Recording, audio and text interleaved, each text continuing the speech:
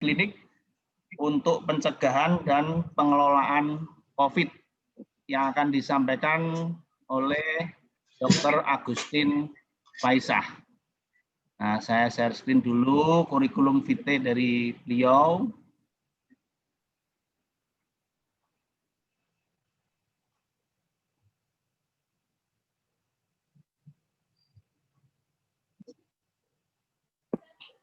Nah, ini yang saya minta membantu Mas Ian ini, suaranya, gambarnya kelihatan jelas Mas Ian?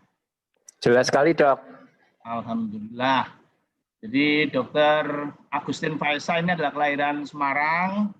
Beliau menempuh pendidikan dasar menengah di atas maupun dasar menengah dan atas di Semarang, dan kemudian kedokterannya dari Undip, demikian pula PPDS Ilmu Gizi Klinik. Nah, adapun riwayat pekerjaan beliau setelah lulus PTT di RSUD Demak tahun 98 sampai 99, kemudian di Kudus, di Tanjung Rejo, sempat praktek swasta dan juga menjadi dokter PNS di Puskesmas Sipulo. Kemudian tahun 2006 sampai 2011 beliau menjabat sebagai Kepala Puskesmas Rendeng dan kemudian menempuh pendidikan dokter spesialis gizi klinik di Fakultas Kedokteran Undip. Sejak tahun 2016 sampai sekarang beliau adalah dokter spesialis gizi klinik di Rumah Sakit Umum Dr. Lukmono Hadi dan Rumah Sakit Aisyah Kudus. Baik, nanti kita akan memberikan kesempatan kepada beliau kira-kira 25 menit sampai jam 8:05 supaya nanti ada banyak kesempatan bagi kita untuk berdiskusi. Kemudian pertanyaan bisa disampaikan melalui chat ataupun nanti kalau ada kesempatan secara langsung. Demikian yang bisa saya sampaikan sebagai pengantar yang akan memoderatori acara ini. Selanjutnya kami persilakan Ibu Agustin Fauziah untuk menyampaikan presentasinya. Silakan Bu. Ya, siapa? Assalamualaikum warahmatullahi wabarakatuh. Suara saya jelas ya, Pak? Sangat jelas, Bu. Ya. Mohon PPT-nya, Pak. Oh, saya share screen juga. Baik, Bu. Siap.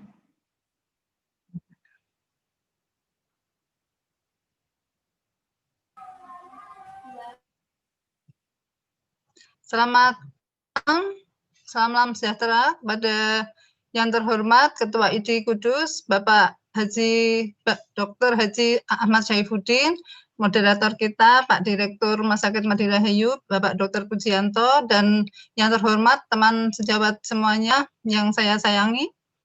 Alhamdulillah pada malam hari ini saya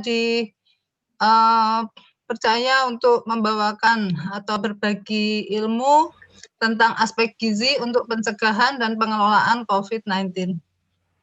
Ya, lanjut. Ya, ada beberapa urgensi aspek gizi untuk COVID-19 ya. Di antaranya yaitu 1, gizi menjadi skala prioritas dalam respon imun dan pemulihan COVID-19. 2, aspek gizi meliputi kegiatan promotif, preventif, dan kuratif untuk berbagai jenis penyakit, termasuk penyakit COVID-19. Promosi diet dengan gizi yang sehat dan seimbang, termasuk pemberian ASI, merupakan bagian dari strategi pencegahan dan pemulihan COVID. Lanjut. Lanjut, next. Bentar, Bu. Kok enggak mau ini?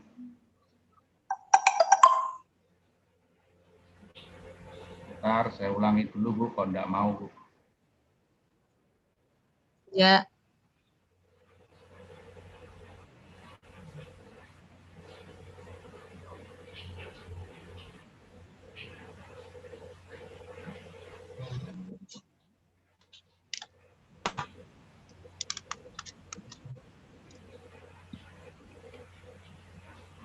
Nah, ya.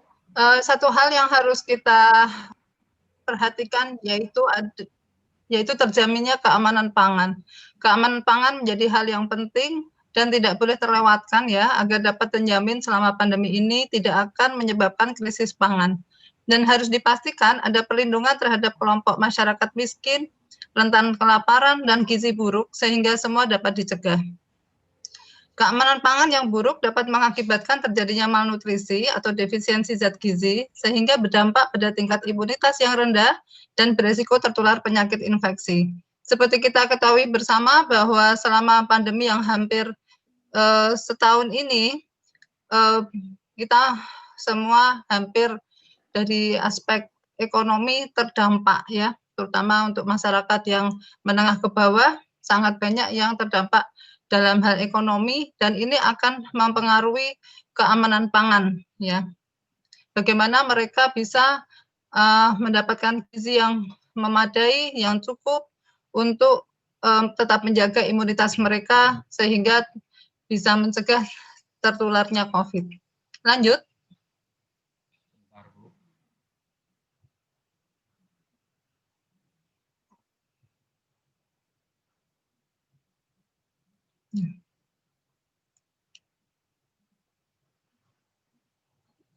Satu lagi sambil menunggu ya, beberapa tahun terakhir kita digalakkan program stunting ya. Nah ini barangkali dari adanya pandemi ini akan terjadi angka stunting yang melonjak.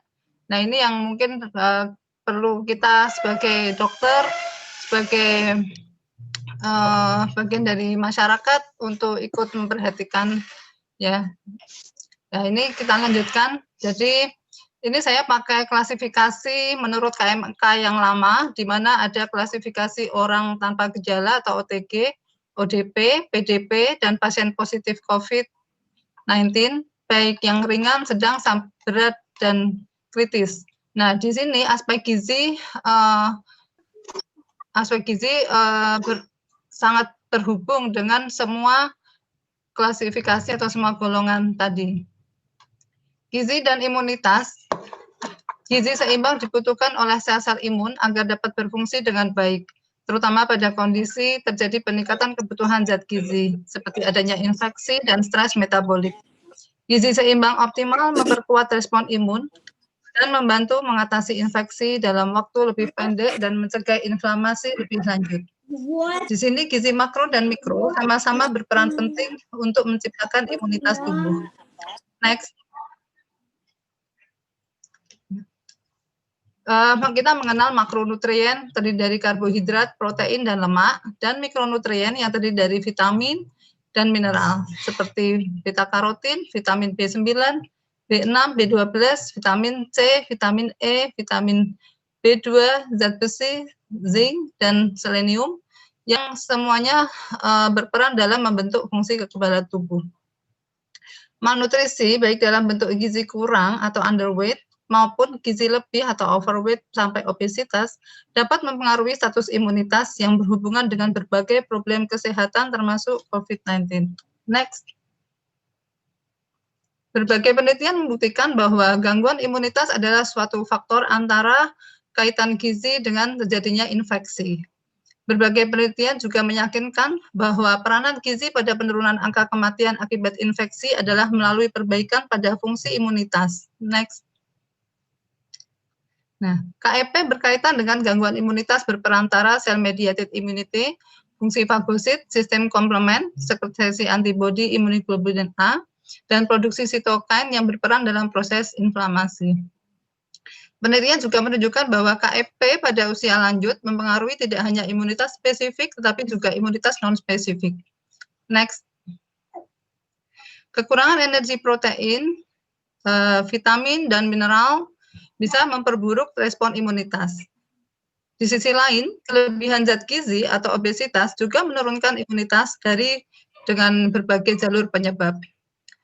Maka dalam hal ini menilai dan memantau terhadap status gizi seseorang itu menjadi penting dalam mencegah infeksi COVID.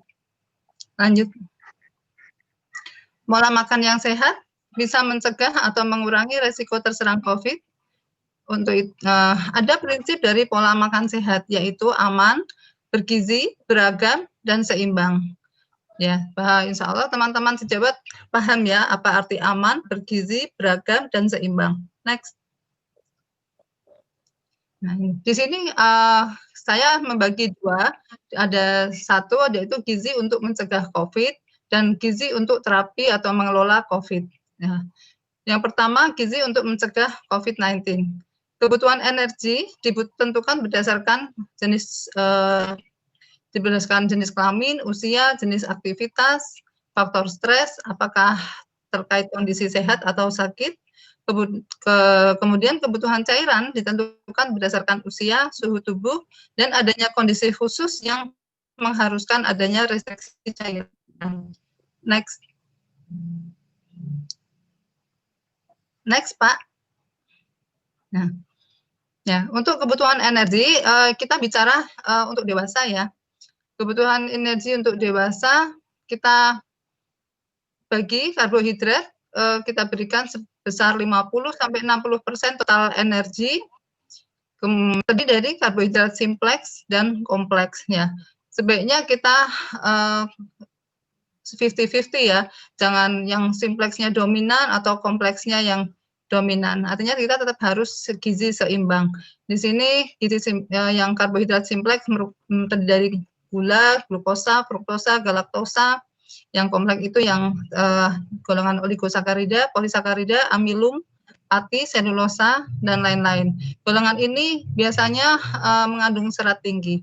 Untuk protein kita berikan 0,8 sampai 1,2 gram per kilogram berat badan per hari, atau kurang lebih 10-20% total energi harian, yang terdiri dari protein nabati dan protein hewani.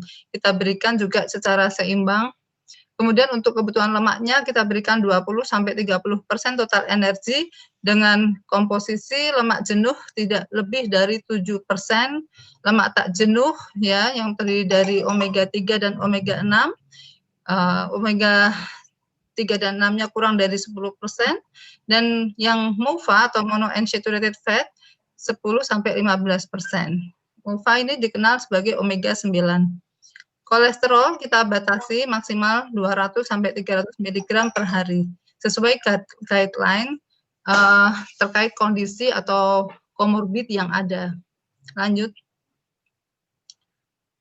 Nah, untuk tenaga kesehatan yang merawat PDP dan yang terinfeksi virus corona, ya, tentunya akan membutuhkan perhatian ya, perhatian terhadap kebutuhan gizi untuk tetap menjaga stamina, di mana karbohidrat kita berikan 50-55% dengan komposisi tadi ya, karbohidrat simpleks dan kompleks itu juga seimbang. Untuk proteinnya kita berikan 15-20% dan lemaknya 25-30% dengan komposisi seperti yang saya sebutkan tadi. Lanjut. Nah, ini gizi untuk mencegah, kalau tadi makronutrien, sekarang adalah mikronutrien. Di sini peran mikronutrien adalah sebagai modulator ya, atau sebagai penggerak untuk meningkatkan imunitas. Ya. Jadi di sini dengan sistem imun yang baik, apabila ada radikal bebas, maka peran-peran mikronutrien ini yang akan menangkal atau merespon adanya radikal bebas tadi, atau adanya infeksi atau penyakit, maka sistem imun ini akan merangsang jadi vitamin-vitamin dan mineral-mineral yang kita asup itu bisa meningkatkan aktivasi antimikrobial, produksi antibodi, dan akhirnya untuk membentuk imunitas yang baik. Lanjut. Next. Nah, ini peran zat gizi mikro dalam sistem kekebalan tubuh manusia. Ada 3 lapisan ya, epithelial barrier, kemudian imunitas seluler, dan antibodi. Di sini vitamin-vitamin yang berperan adalah vitamin A, D, C, E, B6, B12, B9, zinc, selenium, kuprum, dan tembaga. Kuprum dan magnesium. Next. Next. Ini di mana sih tempat vitamin? Ya, ternyata vitamin dan mineral itu mempunyai tempat-tempat kerja yang spesifik ya. Yang endoepithelial barrier, vitamin yang berperan adalah vitamin A, D, E, C, B6, B12, folat, iron, dan zinc. Ini nanti teman-teman sejawat bisa membaca lebih rinci. Ini saya slide-nya cukup banyak, 70 slide, dan waktunya saya diberi 25 menit, maka banyak yang akan saya lewatkan. Lanjut. Nah, di sini kemudian yang kedua adalah imunitas seluler. Di sini vitamin dan mineral apa saja yang berperan, yaitu vitamin A, D, vitamin C, E, hampir sama ya seperti tadi, B6, B12, folat, seng, zat besi, magnesium, selenium, dan tembaga. Semuanya mendukung proses diferensiasi, proliferasi, fungsi, dan pergerakan dari sel-sel imun. Lanjut. Next. Nah, ini tadi peran terhadap sel-sel imun ya, dari vitamin-vitamin tadi. Contohnya ini vitamin A, D, C, zinc, tembaga, dan selenium itu bisa berperan sebagai antimikroba. Kemudian untuk efek inflamasi dan antioksidannya yang berperan adalah vitamin A, D, C, E, B6, seng, selenium, kuprum, besi, dan magnesium. Untuk diferensiasi, proliferasi, dan fungsi sel, vitamin dan mineral yang berperan hampir sama ya, vitamin A, D, C, E, Mg, seng, tembaga, selenium, iron ya, itu tadi. Lanjut, next. Nah, kemudian untuk produksi antibodi, ada vitamin tadi juga berperan untuk membentuk dan membentukkan dan perkembangan antibodi serta respon terhadap antigen. Sebenarnya vitaminnya ya sama, itu vitamin A, D, E, B9, dan magnesium. Next. Nah, ini nutrien yang mendukung atau yang bisa mensupport fungsi imunitas. Ini ada EPA dan DHA, itu yang terkandung dalam omega 3. Jadi omega 3 adalah salah satu jenis lemak ya, yang berfungsi sebagai imunonutrien. Jadi selain mikronutrien dan selain vitamin dan mineral, ini ada jenis lemak yang bisa berfungsi sebagai imunonutrien, yaitu omega 3. Lanjut. Nah, di sini ada faktor yang mempengaruhi kecukupan mikronutrien, yaitu ketidakseimbangan mineral ya. Jadi terjadinya ketidakseimbangan dalam asupan mineral bisa dipengaruhi beberapa faktor, yaitu faktor diet, mungkin ketidaksukaan terhadap beberapa jenis makanan, atau mungkin ada orang yang tidak suka sayur ya, tidak suka buah, atau mungkin memang misalnya kondisi pada geriatri ya, di mana gigi geliginya banyak yang sudah tanggal, sehingga kurang memungkinkan asupan sayur yang mungkin keras ya, sehingga lebih rentan untuk kekurangan vitamin dan mineral. Kemudian faktor penyakit, faktor stres, kemudian obat-obatan yang mempengaruhi absorpsi vitamin, dan faktor genetik, serta faktor adanya polusi. Next. Nah, ini ada angka kecukupan gizi dari beberapa vitamin dan mineral yang perlu kita perhatikan. Di sini tampak bahwa angka kecukupan gizi itu tidak tinggi ya. Namanya juga mikronutrien. Mikronutrien artinya nutrien atau zat gizi yang dibutuhkan dalam jumlah mikro. Seperti contohnya vitamin A ini bisa dilihat kebutuhannya hanya 900 mikrogram. Untuk laki-laki dan wanita 700 mikrogram. Yang untuk vitamin B6 hanya 1,3, wanita juga. Ini tadi bisa dilihat ya. Untuk vitamin C untuk AKG harian juga hanya sekitar 75 sampai 90 mg. Jadi sebetulnya kebutuhannya tidak banyak, tetapi kondisi khusus bisa menyebabkan kebutuhan mikronutrien meningkat. Next. Nah, ini ada tabel angka kecukupan gizi mulai dari bayi sampai geriatri. Lanjut. Next. Nah, ini kecukupan mineral nanti bisa diperhatikan ya, mulai dari bayi sampai sampai geriatri, bahkan ini untuk ibu hamil dan ibu menyusui juga ada. Next. Nah, ini tadi yang pertama adalah kelompok untuk pencegahan ya, gizi untuk pencegahan COVID. Ini sekarang adalah yang kedua, ini gizi untuk terapi COVID. Proses infeksi virus dan inflamasi yang terjadi pada COVID dapat meningkatkan risiko terjadinya malnutrisi, sehingga diperlukan perhitungan kebutuhan energi, protein, lemak, cairan, dan zat gizi lain yang sesuai dengan kondisi yang ada.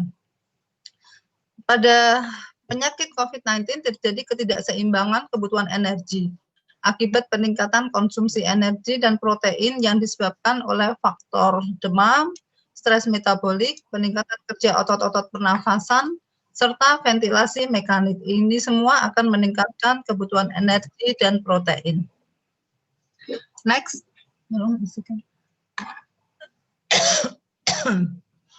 Untuk ODP dan PDP, komposisi karbohidrat yang perlu kita berikan adalah dengan komposisi 50–55% karbohidrat yang terdiri dari karbohidrat simpleks dan kompleks, kemudian protein 15–25% dengan jenis protein hewani dan nabati, serta lemak 25–30%. Tentunya lemak jenuh kita batasi kurang dari 7% dari total energi harian. Jadi lemak ini yang tampaknya tinggi 25–30%, sesungguhnya lemak jenuhnya hanya boleh diberikan kurang dari 7% total kalori.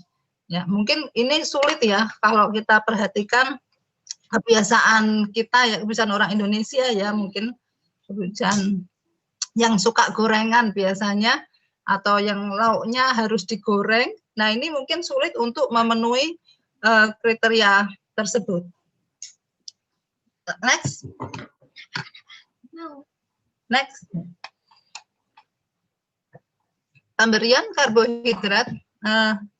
Maaf Pak, sebelumnya. Pemberian karbohidrat mempertimbangkan kondisi respirasi pasien dan penyakit komorbid, seperti adanya obesitas, diabetes, dislipidemi, atau malnutrisi. Protein yang diberikan bisa 1,2 hingga 2 gram per kilogram berat badan per hari.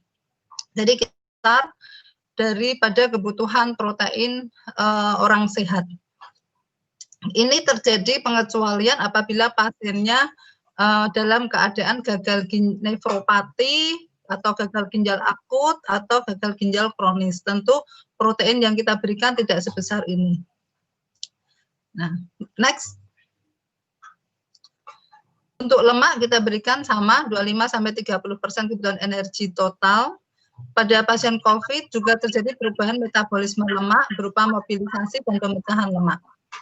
Jenis lemak yang bisa kita gunakan sebagai imunonutrien antara lain VCO, minyak zaitun atau omega 9, dan omega 3. Pemberian VCO dapat digunakan dengan dasar selain memenuhi kebutuhan lemak juga terkait dengan efek antivirus dan sifat imunomodulator yang terkandung di dalam VCO. Namun beberapa penelitian masih perlu kelanjutan untuk menentukan seberapa banyak dosis dan seberapa lama VCO ini diberikan pada pasien COVID. Next. VCO mengandung asam lemak rantai sedang atau MCT yang tinggi, terutama asam lemak jenis asam laktat. Di dalam VCO ini kan dia basicnya lemak ya. Jadi sementara virus sendiri, dinding sel virus ini merupakan lapisan lemak.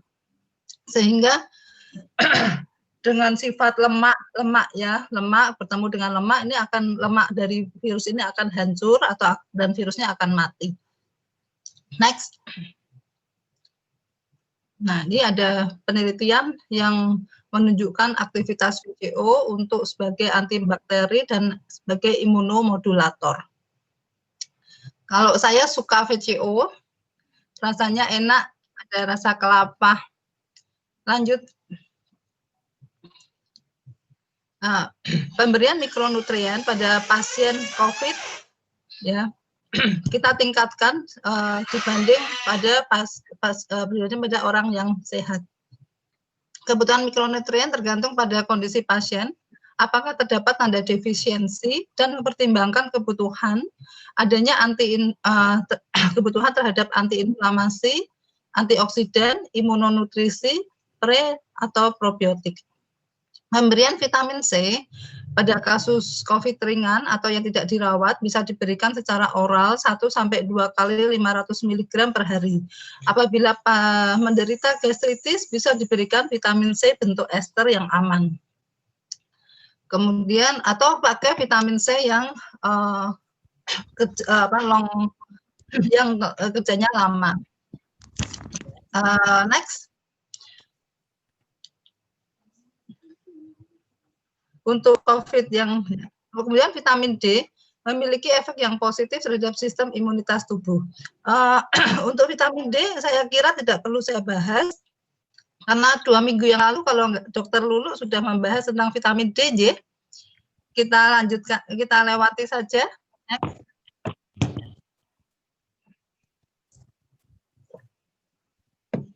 Nah, ini sumber vitamin D. Mungkin Dokter ikan ada. Suara saya jelas ya, Pak? Suara saya masih jelas kan, Pak? Masih jelas, Bu. Silakan, Bu. Per 100 gram makanan ya, ikan salmon, kuning telur, ikan sarden, susu sapi, dan tuna. Ini sumber vitamin D. Kemudian berjemur pada pukul 9 selama 25 menit atau antara pukul 11 sampai jam 1 selama 7,5 menit. Ini banyak yang masih beda pendapat ya untuk jamnya. Catatan, kadar vitamin D yang berlebihan dapat menurunkan daya tahan tubuh. Jadi kita berikan vitamin D dengan dosis yang tepat seharusnya, tetapi sayangnya pemeriksaan status vitamin D ini harganya masih mahal ya, sekitar 430.000. Jadi tidak semua bisa kurang terjangkau ya, terutama untuk masyarakat umum ya. Next.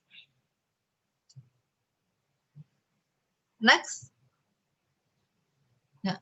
Pemberian zinc pada penelitian in vitro mendapatkan hasil adanya peningkatan konsentrasi intraseluler Zn2+ dengan zinc ionophore seperti pyrithion atau PT dapat mengganggu replikasi virus corona secara efisien. Zinc juga berperan sebagai imunomodulator. Angka kecukupan gizi zinc hanya 8-11 mg per hari, namun untuk pengobatan atau untuk terapi COVID kita berikan zinc 20-40 mg per hari. Next. Nah, ini ada guideline yang saya ambil dari panduan tata laksana COVID dari PDGKI. Mungkin ada perbedaan dengan panduan tata laksana COVID dari Kemenkes sedikit dalam hal pemberian dosis vitamin C ya. Nah, ini kita berikan sesuai kondisi tentunya, sesuai keadaan ginjal, sesuai keadaan penyakit yang ada. Sini vitamin A kita berikan 650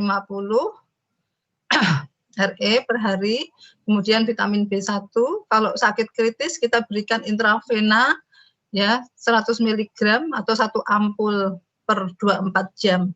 Vitamin B6 kita berikan 1 tablet hingga 4 tablet per hari. Vitamin C kalau sakit ringan per oral 1 gram per hari dibagi menjadi 2 dosis. Kalau sakit berat kita bisa berikan secara intravena. 1 jam pertama kita berikan 4 gram dalam 100 cc NaCl 0,9% drip. Kemudian untuk selanjutnya kita bisa berikan 2-3 kali 500 mg per hari atau sampai 4 kali 500 mg per hari. Kemudian untuk vitamin D ini juga di sini kita guideline-nya hanya sesuai angka kecukupan gizi, namun ada juga yang memberikan sampai 5.000 IU per hari. Dan vitamin E 400 IU per hari. Lanjut. Kemudian untuk selenium, ya 200 mikrogram, zinc 1 sampai 2 tablet per hari, dan kalsium apabila sakit berat atau kritis 600 mg per hari. Untuk pemberian nutraceutikal, ya seperti probiotik yang mengandung lactobacillus, acidobacillus, dan lain-lain, itu kita bisa berikan. Kemudian ada madu, kurkuma, terus kemudian ada kunyit, ada rimpang-rimpang lainnya. Next. Nah, ini ada contoh ya sumber-sumber vitamin A agar mudah diingat, maka saya tampilkan gambarnya ya. Jadi kalau kita melihat gambar itu tentu akan lebih mudah mengingat. Ini contoh sumber vitamin A. Kita sebagai dokter dulu juga pernah waktu fakultas kedokteran pasti juga sudah kita belajar tentang gizi ya. Ini hanya sekedar review saja, dan ini contoh berapa gram atau kandungan yang terkandung dalam 100 gram zat pangan seperti minyak ikan, hati ayam, mentega, kuning telur, dan lain-lain. Next. Kemudian untuk vitamin B6 ya banyak sumber-sumber yang bisa kita dapatkan, yaitu dari ikan tuna, hati, salmon, dada ayam tanpa kulit, pisang, kentang, daging sapi ya, dan nasi dari beras coklat. Next. Kita lewat-lewat saja ya, sumber folat nanti bisa dibaca kembali, Bapak Ibu nanti bisa mendapatkan materinya, di-share tentunya di grup ID ya. Next. Nih, next. Next. Ya, sumber vitamin C. Next. Sumber vitamin E. Ya. Next. Sumber seng atau zinc, ya kebanyakan dari hewani untuk zinc, tapi nabati juga ada. Ini yang nabati ini yang brokoli, ada alpukat, ada telur, ada tomat ya, ada hijau-hijauan, sawi. Next, sumber selenium, ya. Next, sumber tembaga atau kuprum. Ya, jadi baik hewani maupun nabati semua ada yang mengandung tembaga. Next, sumber zat besi. Ya. Next, sumber omega 3. Ya, jadi omega 3 itu ada yang dari hewani, ada yang dari nabati. Namun kalau yang dari hewani itu sudah dalam bentuk dan DHA yang siap masuk sel. Akan tetapi kalau omega 3 yang dari nabati seperti dari biji chia seed, bentuknya belum EPA dan DHA. Bentuknya masih ALA ya. Nanti di tubuh harus akan diolah dulu kemudian menjadi EPA dan DHA atau menjadi omega 3 yang siap dipakai oleh sel. Jadi memang lebih baik sumber omega 3 itu adalah yang dari hewani. Next. Nah, di sini ada tadi termasuk nutraceutikal ya, peran probiotik. Ini probiotik ini banyak sekali dijadikan guideline untuk pengelolaan COVID, baik untuk pencegahan maupun untuk terapi. Ya, di sini probiotik bisa berguna menjaga keseimbangan mikroekologi pada pasien COVID, yang dimana terjadi kerusakan sehingga terjadi penurunan jumlah kerusakan epitel ya maksudnya, sehingga terjadi penurunan jumlah lactobacillus dan bifidobacterium.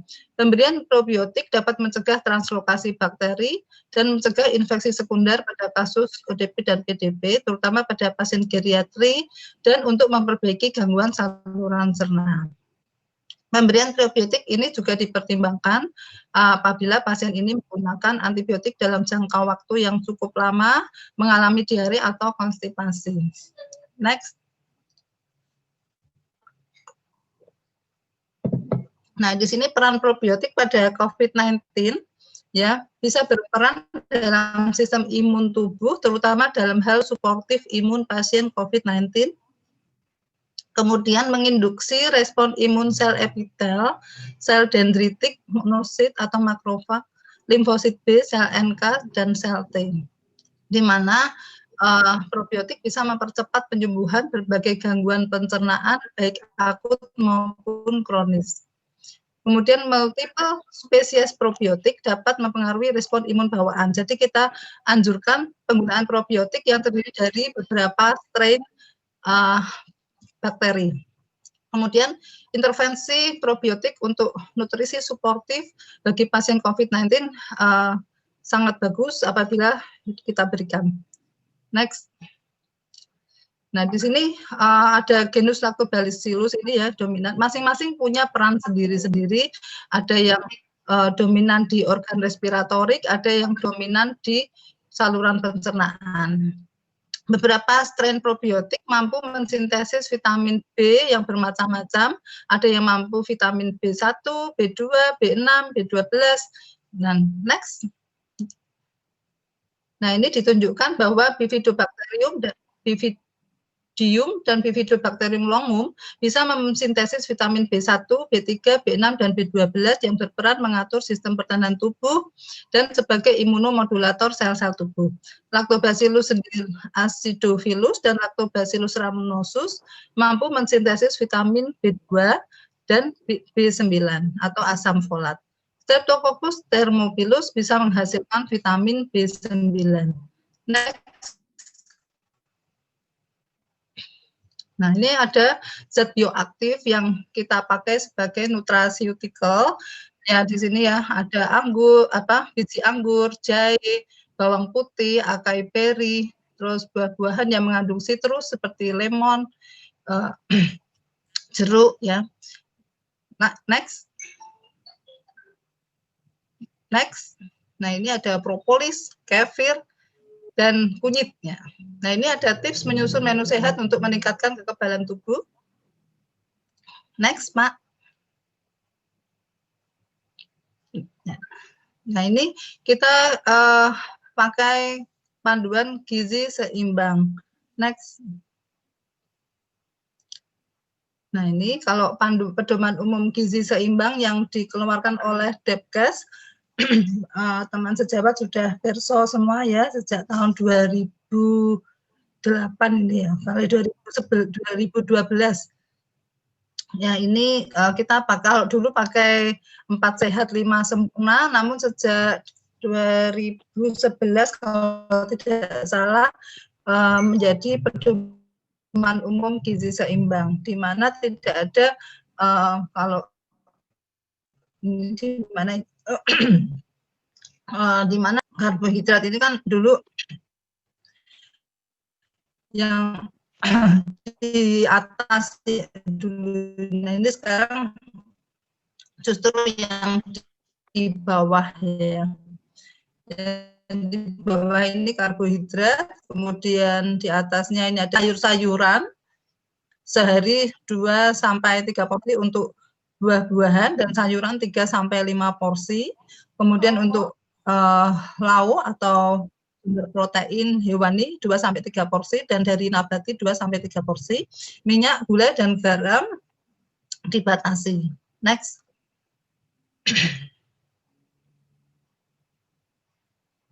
Nah, ini kita dianjurkan untuk makan beragam atau rainbow on your plate ya. Jadi sebaiknya kita beragam ya. Ada kuning, putih, merah, ungu ya. Masing ada perannya sendiri-sendiri. Nanti bisa dilihat. Next.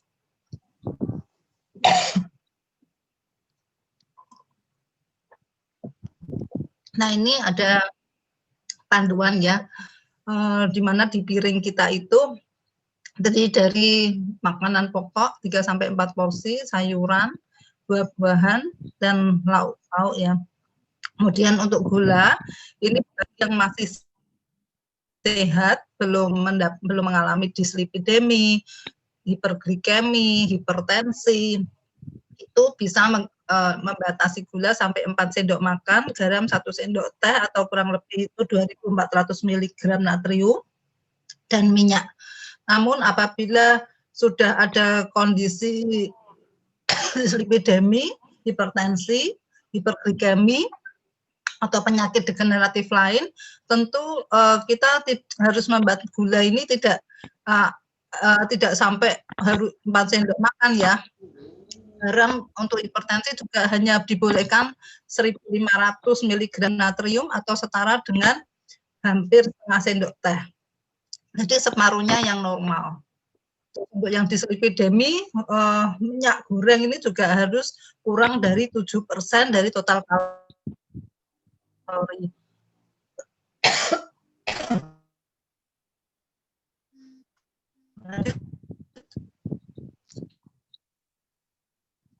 Next.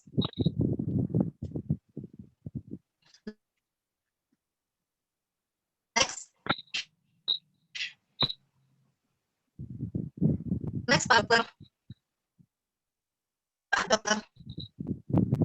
Pak Dokter. Iya. Next, Pak. Nah, ini ya, kita lihat di dalam piring kita nasi, ada lauk ya, itu tadi. Nah, ini kita lanjut aja langsung ke isolasi mandiri ya. Apa yang dilakukan saat isolasi mandiri? Asupan diet sehat gizi seimbang tetap berlaku, sesuaikan bentuk makanan bila perlu. Apabila ada batuk, sesak, nyeri tenggorok, kita sesuaikan. Kemudian pertimbangkan berkurang. Tapi kalau asupan tadi sesuai guideline itu sudah tercukupi, sebetulnya tidak perlu suplementasi. Konsumsi multivitamin saja ya, yang perlu ditambahkan dalam suplementasi apabila kita merasa bahwa makanan-makanan kita itu seharian belum mencukupi. Next. Nah, ini di sini bisa kita tambahkan vitamin C yang tidak asam, kemudian multivitamin yang bisa mengandung vitamin B kompleks, zinc, E, C, D, vitamin E, dan kita ada fitofarmako apabila kita ingin menambahkan sebagai suplementasi. Juga suplemen antioksidan mungkin seperti ada yang mengandung glutathione, ya, ada yang mengandung glutamin, itu juga boleh kita tambahkan dengan sesuai anjuran yang ada, atau konsultasi dengan SPGK ya. Next. Ya. Nah, saat dirawat di rumah sakit akan ada tim penanganan COVID yang akan secara berintegrasi ya melayani pasien-pasien yang mengalami COVID-19. Lanjut. Nah, ini ada contoh menu sehat ya, di mana minyak yang digunakan adalah minyak zaitun ya, terus ada jahe, ada kunyit, ada bawang putih. Next. Nah, ini ada beberapa rimpang-rimpang ya, atau herbal-herbal yang dianjurkan, misalnya daun pegagan, bawang putih, temulawak, terus kemudian daun meniran, kunyit, dan temu mangga ya. Bisa direbus dari 2-3 jenis bahan kering. Nah, ini bisa diminum tiap hari untuk meningkatkan imunitas. Ini next. Nah, ini rekomendasi. Pemberian nutrisi tepat dapat berperan baik sebagai tindakan pencegahan maupun sebagai terapi. Untuk tindakan pencegahan, rekomendasi yang dapat diberikan adalah makan makanan yang sehat seimbang sesuai dengan kebutuhan, tingkatkan daya tahan tubuh dengan asupan tinggi protein, sayuran dan buah sebagai sumber vitamin dan mineral, cuci tangan dan bahan makanan sebelum diolah, tidur yang cukup dan cegah dehidrasi, serta olahraga dengan teratur. Next. Ya, demikian dari saya. Terima kasih. Kalau ada kekurangan mohon dimaafkan. Silakan, barangkali nanti ada yang bertanya dari teman sejawat semuanya. Terima kasih untuk presentasinya Bu Agustin, walaupun mundur 10 menit atau 15 menit ini, tapi memang bahannya cukup banyak sekali. Nanti kita share sebentar lagi di kolom chat ya. Saya lihat dulu, ini ada beberapa pertanyaan. Link materi malah sudah di-share ini oleh Dr. Ian ini ya. Ini ada pertanyaan pertama ini dari Pak Ketua Tim Mitigasi, Dr. Wahyu. Itu kalau kita minum suplemen banyak dan terus-menerus dalam jangka lama ini kira-kira efeknya apa ya, Bu? Ini pertanyaan pertama, Bu. Silakan, Bu. Ya, terima kasih, Dr. Wahyu. Bagus sekali pertanyaannya. Jadi kalau kita menggunakan suplemen, kita harus tahu dulu berapa banyak kadar dari yang terkandung dalam suplemen tersebut. Misalnya suplemen tersebut mengandung vitamin A, B1, B6, B12, C, D, E, seperti yang saya dalam vitamin yang bermerek ini, saya menyebutkan merek mereknya Renovit Gold. Nah, itu saya lihat bagus itu komposisinya masing-masing. Kita perlu cukup lengkap. A, B1, B6, B12, B9, kemudian ada B3, ada C, E, D, zinc, selenium, magnesium, fosfor, ada karnitin. Nah, itu saya kemudian kita lihat di AKG-nya. Kita lihat berapa persen. Di pojok kanan itu kita lihat persentase AKG. Nah, kita lihat AKG-nya berapa persen. Nah, kalau AKG, kalau sudah 100% AKG, artinya itu sudah melebihi kebutuhan AKG harian kita. Maka sebaiknya kita tidak menggunakan suplemen tersebut terus-menerus ya. Apalagi kita masih makan buah-buahan, sayur-sayuran, dan sumber makanan lain yang mengandung vitamin A atau beta karotin misalnya. Nah, itu. Terus kalau misalnya kemudian vitamin C. Kalau di situ vitamin C-nya hanya menyebutkan 75 mg. Berarti itu sudah mencukupi AKG harian. Boleh kita tambahkan di saat pandemi seperti ini. Untuk vitamin C memang dosis toksiknya sangat tinggi, bisa sampai bahkan bisa sampai 4.000 mg itu masih bisa, asal tidak terus-menerus. Misalnya tadi pada kasus yang kritis itu kan kita bisa menggunakan pada awal pasien untuk penyuntikan pertama itu sampai 4.000 gram secara IV dalam NaCl. Tapi selanjutnya kita turunkan dosisnya. Jadi kalau untuk suplementasi kita perhatikan AKG yang tercantum di pojok kanan kemasan. Terima kasih. Jadi memang selama ini mungkin kita minum tapi tidak melihat komposisi secara detail ya. Terima kasih. Pertanyaan yang kedua ini dari Dr. H. Siapa ini karena keputus, dan juga dari Riani Riz mengenai peran probiotik yang sesuai untuk COVID ini, mungkin bisa dibantu Dr. Agustin. Tadi direkomendasikan ada probiotik yang memang satu merek probiotik hanya mengandung satu jenis strain probiotik dengan jumlah sampai 10 pangkat 10 sampai triliun ya, Ada juga yang satu merek mengandung 6 jenis strain probiotik.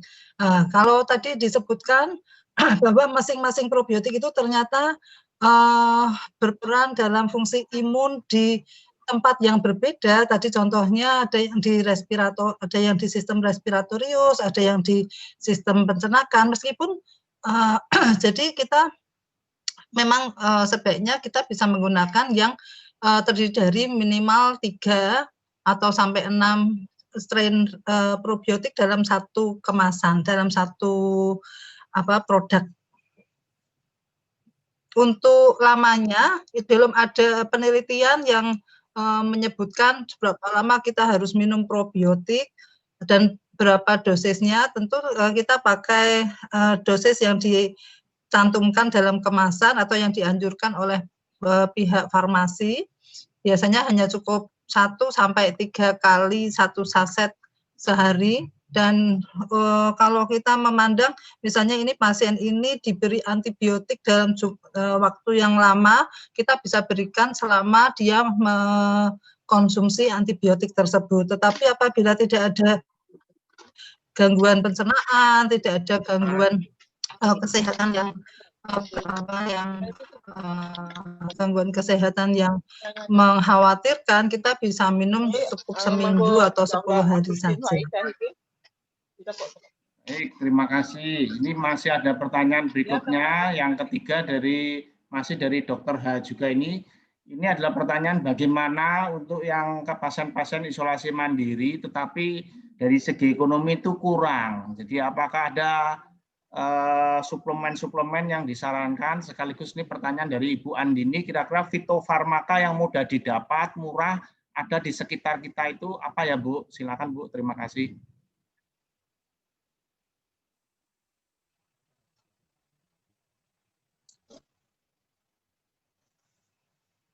Nggak terdengar, Pak.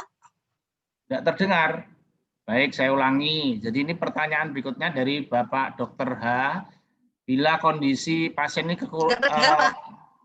kondisi pasien dalam isolasi mandiri itu dari segi ekonomi kekurangan, kira-kira bahan-bahan suplemen apa yang bisa didapat yang murah ada di sekitar kita? Sekaligus pertanyaan Dr. Andini mengenai fitofarmaka yang direkomendasikan. Silakan Bu.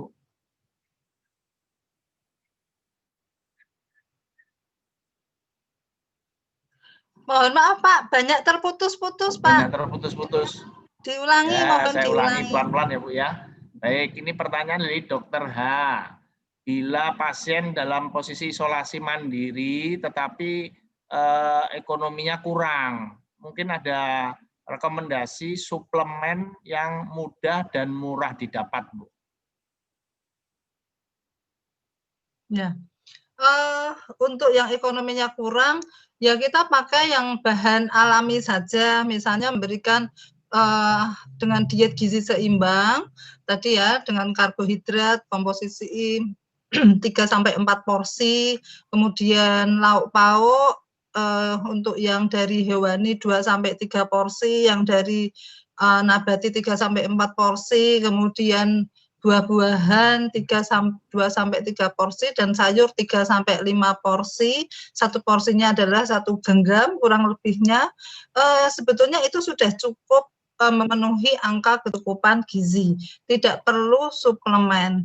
Akan tetapi apabila isolasi mandiri ada gejala seperti masih ada batuk, pilek, ada tenggorokan nyeri, ada gangguan saluran cerna, ada sedikit meriang, boleh kita berikan vitamin C yang IP. Vitamin C IP dengan catatan tidak ada masalah dalam lambungnya ya. Kita bisa berikan vitamin C IP itu kan murah sekali ya Pak. Terus vitamin B kompleks. Vitamin B kompleks itu kan mengandung beberapa, itu kalau nggak salah yang IP itu ada yang 50 mg per tabletnya, kita bisa berikan 3 kali 1, kemudian B kompleks, kemudian zinc itu cukup murah, 1 tabletnya cuma Rp700 ya, zinc tablet. Pak? Zinc tablet itu murah sekali. Ya. Zinc tablet itu murah sekali, 1 tablet cuma Rp700. Kemudian mungkin Natur E itu ya kita bisa pakai tauge ya, vitamin E. Ya kalau enggak ada vitamin E ya vitamin E ya seperti Natur E, kita bisa dalam bentuk fitofarmaka itu tadi dalam bentuk langsung jenis yang alami seperti tauge, ya itu kan banyak mengandung vitamin E. Baik, terima kasih. Jadi pada prinsipnya sebenarnya tidak semua suplemen-suplemen itu kita butuhkan dari sumber-sumber bahan hewani, nabati pun dapat kita peroleh itu yang ada di sekitar kita. Baik, berikutnya pertanyaan dari Dr. Andini, Bu. Fitofarmaka apa yang kira-kira direkomendasikan untuk menghadapi COVID ini, Bu? Yang utama ini apa, Bu? Fitofarmaka ini, Bu, untuk menunjang kesembuhan kalau terkena COVID, Bu.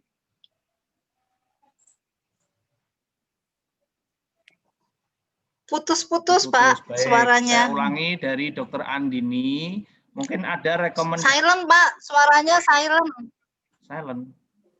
Ini sudah Pak Ian monitor, Pak Ian. Iya.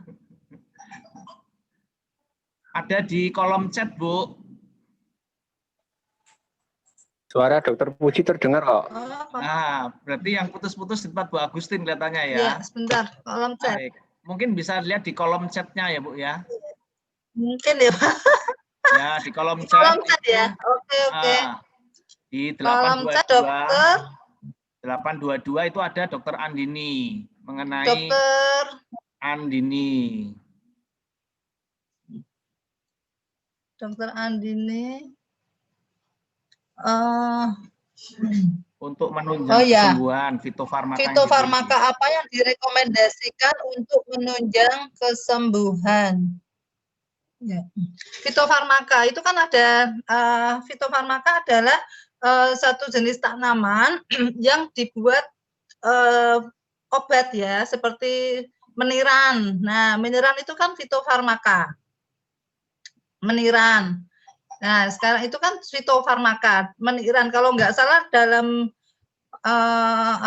produk patennya kalau nggak salah itu imbus ya, isinya meniran. Imbus. Terus echinacea. Echinacea itu imunos. Itu juga fitofarmaka. Terus pegagan. Pegagan itu juga fitofarmaka. Sekarang sambiloto yang terkenal. Sambiloto itu juga fitofarmaka. Jadi tumbuh-tumbuhan yang dibuat sebagai suplemen ya, sebagai obat untuk menunjang terapi ya. Untuk terapi adjuvan atau terapi tambahan. Demikian Bu Andini. Baik, terima kasih. Jadi yang selama ada kita imbus, ada ya, yang selama ini kita dengar merek-merek yang harganya ribuan itu ternyata sumbernya dari meniran dan kawan-kawan. Baik, ini mungkin masih ada pertanyaan tapi cukup berat ini Bu Agustin. Ada di bagian paling bawah, pemberian antioksidan intrasel seperti glutathione kadang diberikan pada kasus COVID. Bagaimana peran glutathione pada sel imun tubuh? Terima kasih.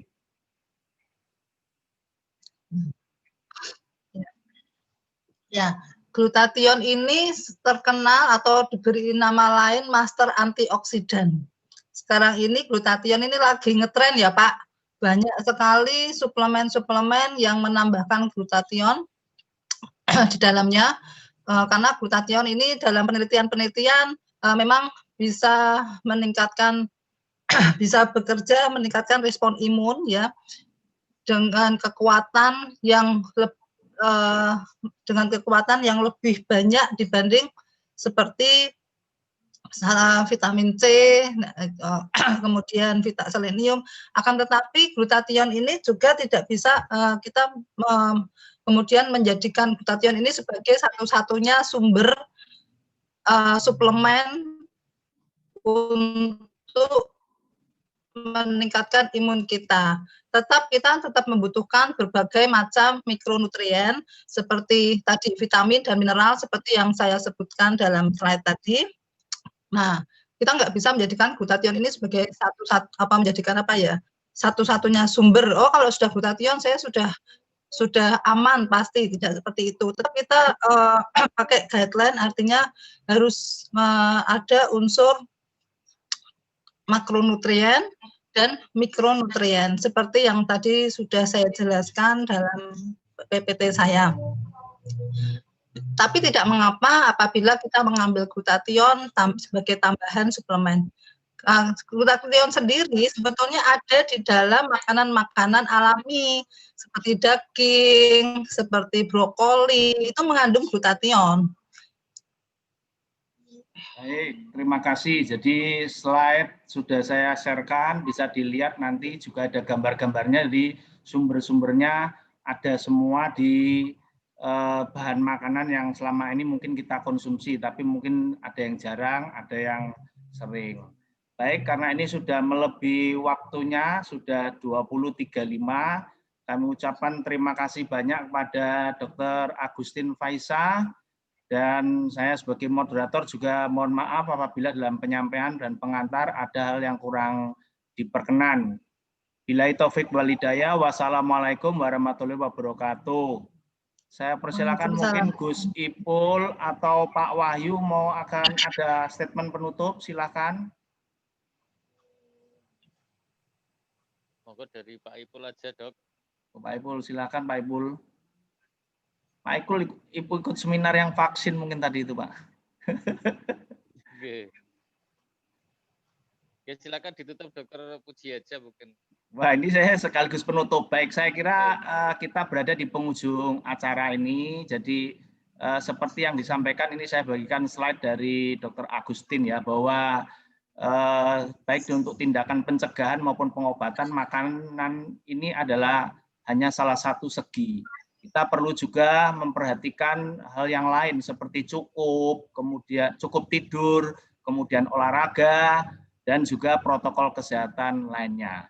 Saya kira ini yang bisa kita dapatkan pada malam hari ini. Mudah-mudahan kita semua tetap sehat dan terus berada di garda depan untuk membantu masyarakat sekalian.